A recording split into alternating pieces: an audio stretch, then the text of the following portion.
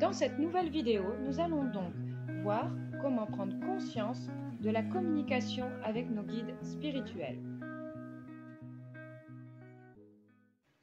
Dans la première partie, nous allons surtout parler des différents signaux que nous envoient les guides au quotidien, ainsi que tous les messages que l'on reçoit par l'univers. Alors, si on n'en a pas forcément conscience, on communique déjà. Puis, en seconde partie, nous allons parler un petit peu des différents canaux de communication, c'est-à-dire au niveau de ce que l'on appelle la canalisation ou channeling, les guidances, l'écriture intuitive, ainsi que l'écriture automatique. Pour ceux qui ne me connaissent pas, moi c'est Aude et bienvenue sur ma chaîne, la chaîne du monde de Aude. Ici, on parle développement perso et développement spirituel et des capacités médium. N'hésitez pas à vous abonner et activer la petite clochette pour avoir les notifications concernant mes nouvelles vidéos. Nous allons un petit peu parler des synchronicités. Les synchronicités, ce sont un petit peu ces mystérieuses coïncidences que l'on rencontre au quotidien. Ce sont des coïncidences qui se manifestent toujours de façon surprenante et en même temps pile au moment où c'est attendu, où l'on est prêt à accueillir la réponse à notre message. Elles nous permettent de débloquer des problématiques de vie ou simplement de répondre à des messages personnels et intérieurs. Pour vous donner des petits exemples simples que vous pouvez avoir rencontrés, que c'est même certain d'ailleurs, exemple, l'on pense à quelqu'un qu'on n'a pas vu depuis un moment, une heure après ou le jour suivant, il nous contacte. Cette personne-là nous parle justement de quelque chose. Ce quelque chose-là apporte une réponse à un questionnement intérieur, par exemple.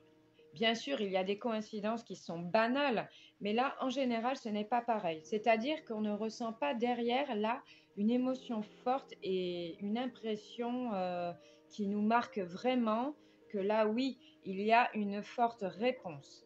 Un petit exemple de Carl Jung qui avait justement beaucoup parlé des synchronicités, avait découvert ça, il a fait tout un travail là-dessus.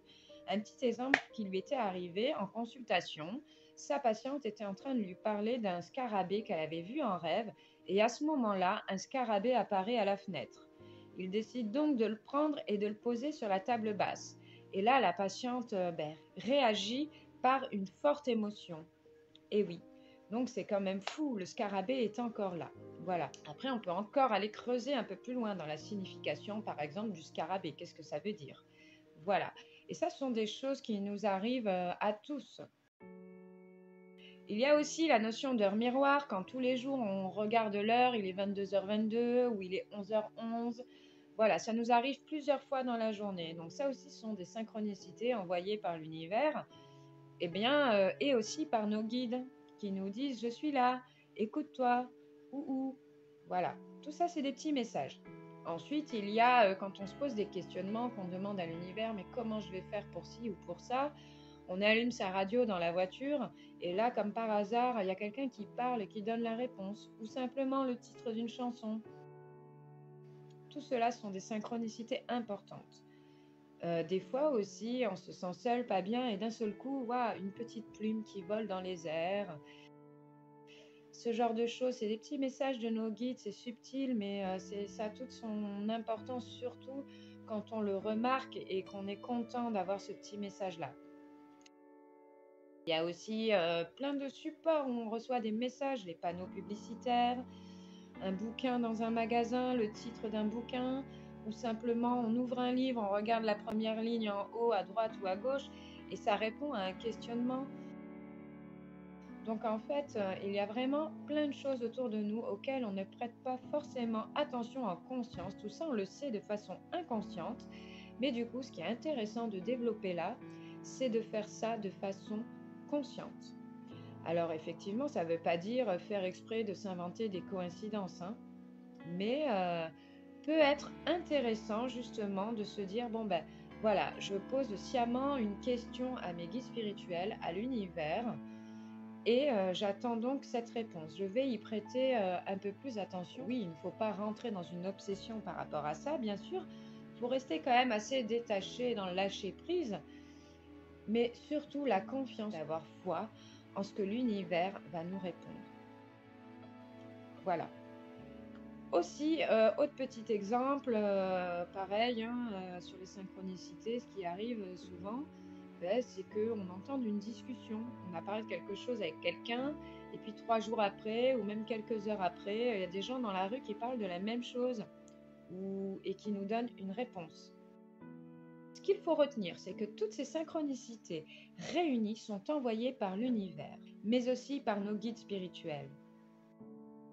Y prêter attention est vraiment le premier pas pour commencer la communication avec eux tout doucement. Voilà, vaste sujet des synchronicités, c'est quelque chose que je pourrais développer dans d'autres vidéos.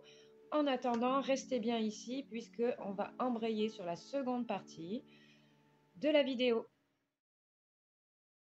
Alors voilà, on entend beaucoup parler de choses comme guidance, canalisation, channeling, écriture intuitive, écriture automatique. Alors, qu'est-ce que c'est que tout ça? Voilà.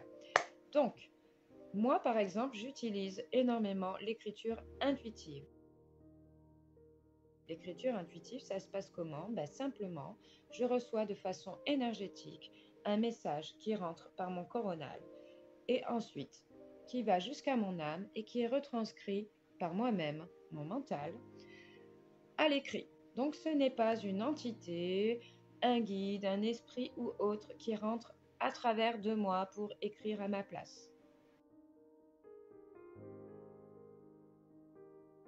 Donc ça, c'est quelque chose que l'on peut développer avec le temps et la confiance. C'est quelque chose de très important à faire, surtout quand on est dans cette démarche-là de communiquer avec eux et d'avancer au niveau spirituel quand on travaille justement dans les métiers du bien-être. Mais aussi, pourquoi pas, personnellement, pour avoir un petit peu des conseils de nos guides, quelque chose d'écrit, et ça, du coup, ça permet aussi d'avancer pour soi. Simplement parce que voilà, les guides sont sur d'autres fréquences, comme je vous ai expliqué dans mes 2 dernières vidéos.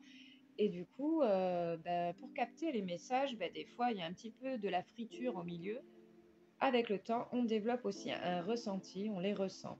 On les ressent, on sait de toute façon que c'est eux, voire plus tard, au fur et à mesure, on va commencer à entendre leur voix. Alors au début, c'est notre voix qu'on entend, mais très vite, on peut commencer à distinguer d'autres voix. Donc ça, c'est quelque chose que je vais développer aussi dans la prochaine vidéo, exactement comment je fonctionne par rapport à ça. Il y a des choses à faire et à ne pas faire. Et voilà, faites attention à vous. On entend souvent parler de guidance, surtout des voyants qui travaillent avec comme support les cartes. Donc ça, ces guidances-là, donc ce sont des guidances de leur âme. Ils s'appuient sur leur ressenti. Il y en a aussi qui travaillent avec leur guide. Donc c'est d'autant plus intéressant puisque en plus de ça, il y a le ressenti de leur guide et de leur âme couplée. Quant à l'écriture automatique, ce que je voulais vous passer comme message par rapport à ça, c'est de faire très attention.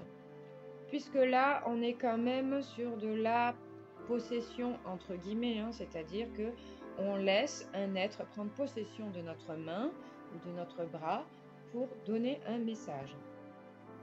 Voilà, pour faire ce genre de choses, je pense qu'il faut être très initié. Et encore, moi-même qui suis assez initiée à l'écriture, ce n'est pas ce genre de choses que je pratique. Parce que ça peut être dangereux et en plus, on n'a pas forcément la maîtrise de ce qui vient nous posséder ou qui vient prendre possession de notre propre énergie. Donc faire très attention avec ça. Ne faites pas n'importe quoi, suivez votre intuition. Ce qui compte, c'est de se sentir bien avec ça. Mais pour commencer, déjà, se rendre compte de tout ce qui nous entoure, de toutes ces synchronicités autour de nous qui nous mènent vers le cheminement intérieur. Voilà. Je vous dis à la semaine prochaine pour la prochaine vidéo sur les guides.